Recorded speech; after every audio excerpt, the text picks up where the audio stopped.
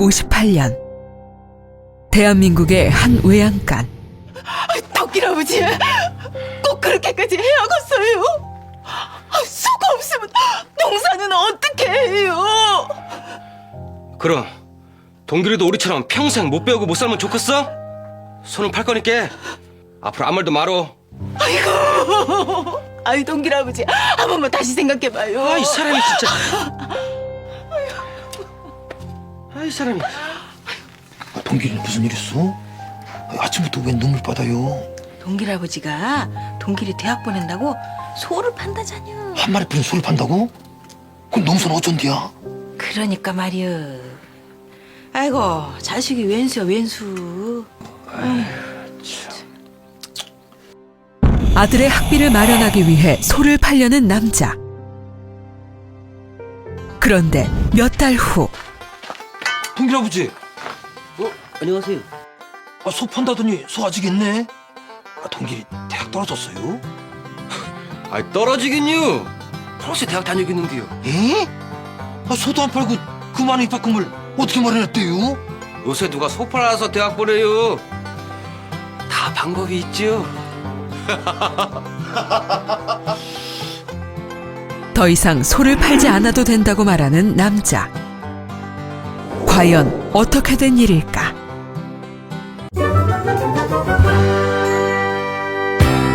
세계 최초의 교육보험.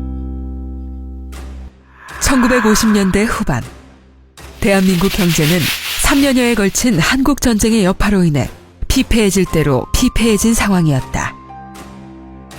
당시 우리나라의 문맹률은 30%를 넘어서고 있었지만 당장 먹고 사는 게 급급했던 사람들에게 공부는 사치일 뿐이었다. 하지만 대학 진학을 포기하지 않는 동길. 아들 준비는 다 했어? 고추장 나간다고 온 지가 언젠데 아직도 그 꼴하지요? 책을 본다고 돈이 나와, 쌀이 나와. 안 간다 했잖아요. 저는 농사에 뜻이 없다니까. 하라는 일은 안 하고 말대다만 따박따박 그냥. 아, 공부 좀 하게 냅둬. 아, 자도 우리처럼 평생 땅만 파고 살게 할 겸 남들처럼 뒷바리지도 못해주는데 앞길이나 막지 말아야지. 자식에게만은 가난을 물려주고 싶지 않았던 공부요. 부모들은 배움만이 가난을 벗어날 수 있는 유일한 길이라 생각했고 조금이라도 더 가르치기 위해 노력했다. 국민들의 학부열이 이렇게나 높은데 그 모습을 안타깝게 지켜보는 한 남자가 있었으니 그는 바로 신용호였다. 일제강점기 당시 막대한 독립운동 자금을 지원한 것으로 알려진 신용호. 그는 중국에서 민족 시인 이육사와의 만남을 통해 민족 자본가라는 꿈을 키우게 된다. 이후 2차 세계대전이 끝나면서 한국으로 돌아왔지만 극한의 이념 대립과 한국전쟁을 경험하면서 교육만이 민족의 미래라는 확신을 가지게 됐다.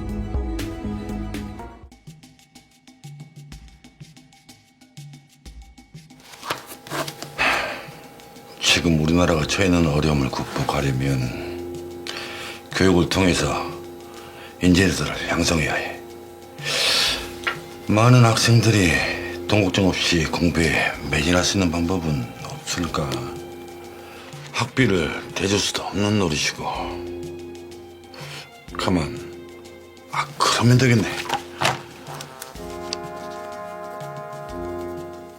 모두가 공부할 기회를 공평하게 가질 수 있도록 보험이라는 제도를 교육에 도입하겠다고 생각한 그는 1958년 어려운 가정에서도 학생들이 진학을 포기하지 않도록 자녀가 진학하면 보험료를 전액 돌려받는 진학보험을 만들었다. 세계 최초의 교육보험이 탄생한 것이다. 교육이 곧 국력입니다. 오늘 담배 한 갑 참으시고 그 돈을 맡겨두시면 자제분들이 모두 대학에 갈 수 있습니다. 아유, 어서 오세요. 길거리에 발벗고 나서 진학보험에 대해 알리는 신용호. 당시만 해도 가난한 농가에서 소를 팔아 등록금을 마련한다 해서 대학을 우골탑이라 불렀다. 그만큼 경제적 부담이 컸던 것.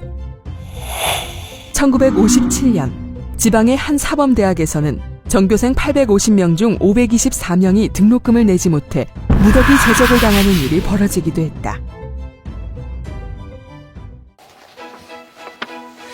그러니까 지금 담배값을 주면 나중에 대학 학비를 대준다는 거요? 아, 예, 이건 교육보험입니다. 제가 잘 모아놨다가 돌려드릴 겁니다. 오, 담배값 정도야 뭐 속셈 치고 한번 해봐도 되겠는데요? 그래요. 나 하나 들어주셔. 아, 예, 자세히 보십시오. 교육의 생명보험의 원리를 접목한 교육보험은 아, 예. 이게 전쟁의 뭐예요? 폐허 속에서도 뜨겁게 달아오른 우리나라의 교육열과 맞아떨어지면서 선풍적인 인기를 끌었다. 신용호의 교육보험은 세계 어느 나라에도 유례없는 독창적인 보험 상품이었다.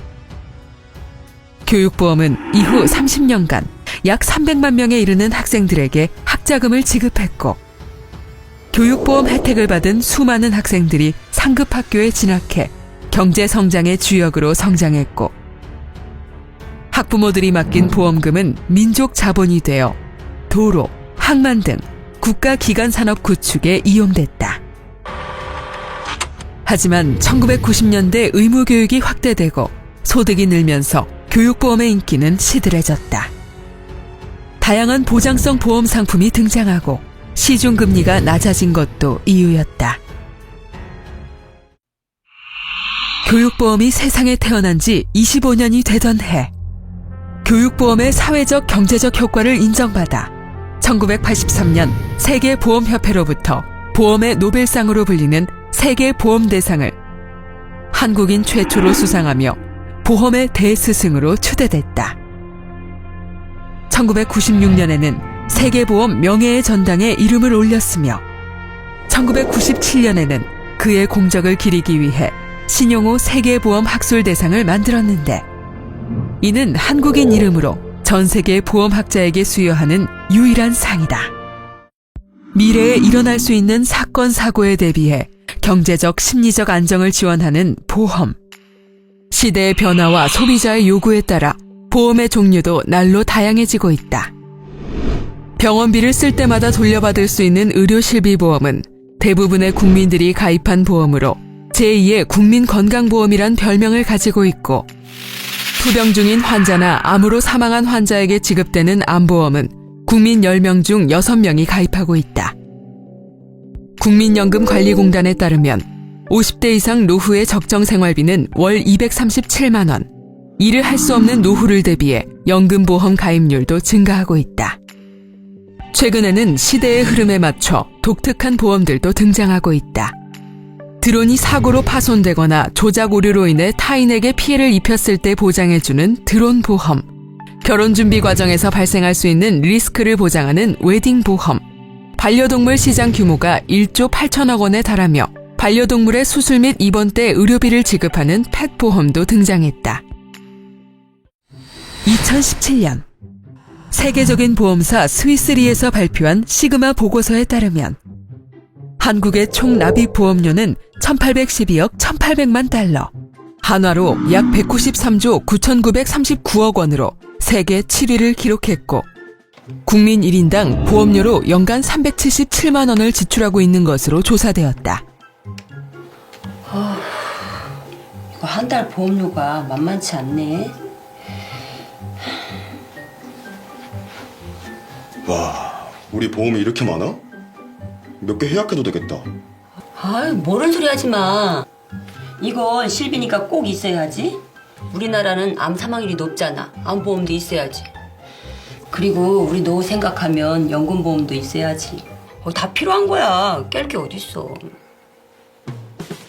금융소비자연맹이 2017년 말 전국 1,000개 가구를 대상으로 한 가구 소득 대비 보험료 부담 실태 조사 결과에 따르면 가구당 평균 12개의 보험에 가입한 것으로 나타났다.